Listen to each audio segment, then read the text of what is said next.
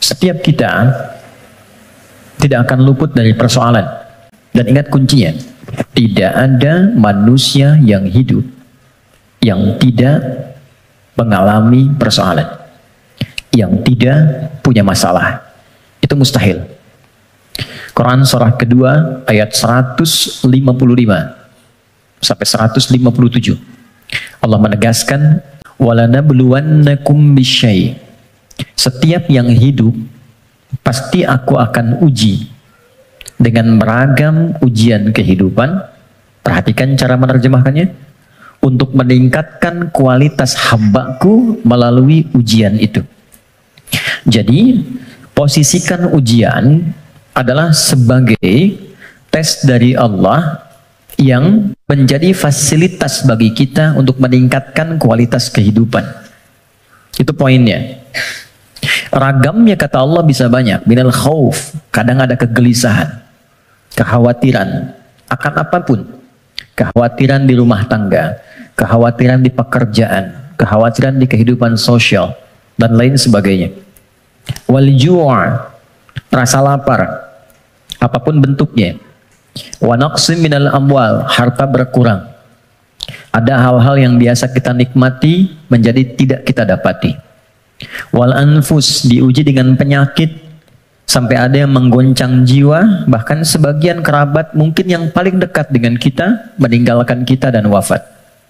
Wathamarat, ada hasil kerja keras yang telah kita titi sekian lama ternyata diambil oleh orang lain. Wabasyiris sabirin, dan memberikan kabar gembira, ternyata desain ujian itu akhirnya kebahagiaan.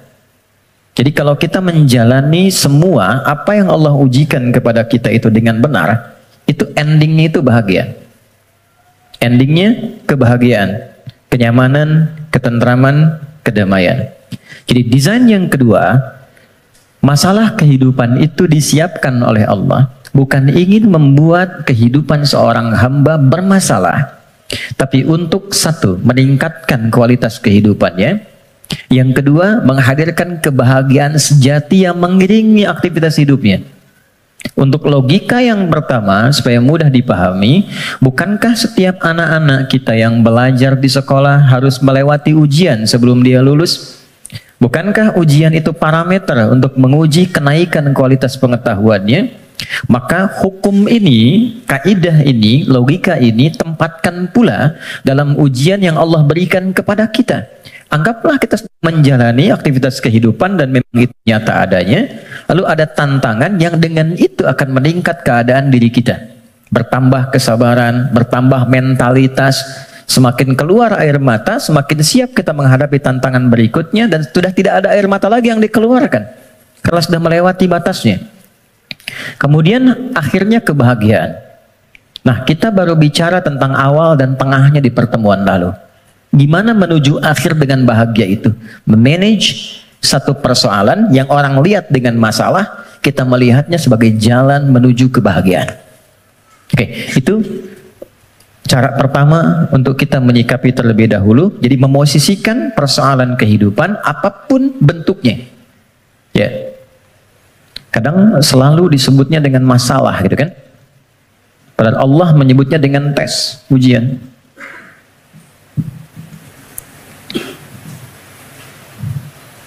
Satu, untuk meningkatkan kualitas hidup. Tadi sudah saya sampaikan, bahkan dari sisi logikanya. Ya, ini macam-macam.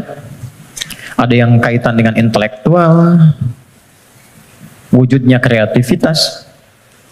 Ibu, teman-teman yang akhwat senang mana? Anak diam atau anak aktif? Aktif. Kalau diam kan gak enak ya. Sini nggak ada aktivitas. Tapi kalau dia jalan sana sini, lompat, lari, nggak diminta lari dia lari, diminta jalan dia lompat, gitu kan? Aktivitas itu bukankah menstimulus orang tuanya untuk banyak melahirkan kreativitas? Akhirnya tahu, bisa mengendalikan emosinya, bisa menata, bisa mengiringi aktivitas. Sehingga mengatur orang yang sudah bisa mengendalikan anak lebih mudah nanti mengendalikan orang tua yang kekanak-kanakan. Jelas ya? Itu Contohnya, ada yang terkait emosional, ada yang terkait dengan spiritual.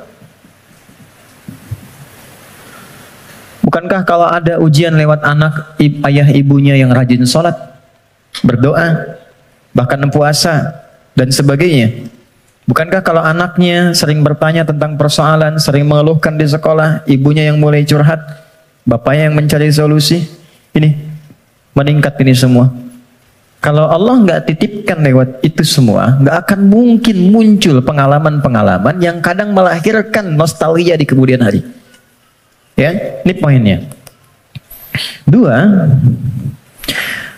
dan ini pasti sifatnya, apalagi di rumah tangga. Saya tanya sebentar, siapa yang ingin rumah tangganya sakinah? Semuanya ya. Dan sakinah itu babnya adalah masalah. Karena sakinah itu ketenangan yang lahir setelah tuntas persoalan itu diselesaikan. Oke.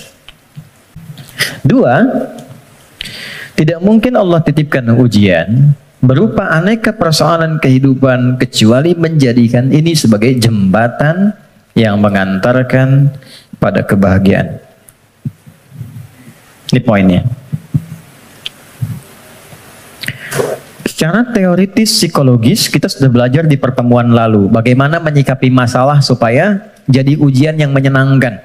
Itu dulu. Kemarin setelah kita belajar, yakinkan pada diri kita nggak mungkin diuji kalau nggak sanggup, kan? Al-Baqarah 286 selesai kemarin. La yukallifullahu nafsan illa wus'aha. Jadi kalau ada yang diuji dengan persoalan apapun, katakan pada diri kita, aku yang dipilih, insya Allah sanggup, insya Allah mampu. Itu dulu. Nanti secara psikologis akan ada kekuatan yang tak kita sadari membuat kita lebih siap menghadapi itu. Itu kaidah Quran. Kedua, inna ma'al usri yusra. Sudah kita bahas ini. Yakinkan pada diri kita, setiap ada masalah, katakan langsung pada diri, pasti selesai, pasti ada solusinya. Tidak ada masalah yang nggak ada solusinya.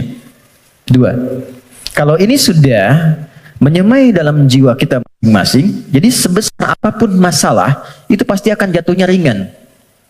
Apalagi kalau dijatuhkan betulan di atas bentangan sajadah, kan? Itu lebih indah. Itu yang dimaksud Quran surah 12 ayat 85. Innama ashku bathi wa huzni ilallah. Kata Nabi Ya'qub, aku tuh kalau ada masalah curhatnya sama Allah, bukan di media sosial.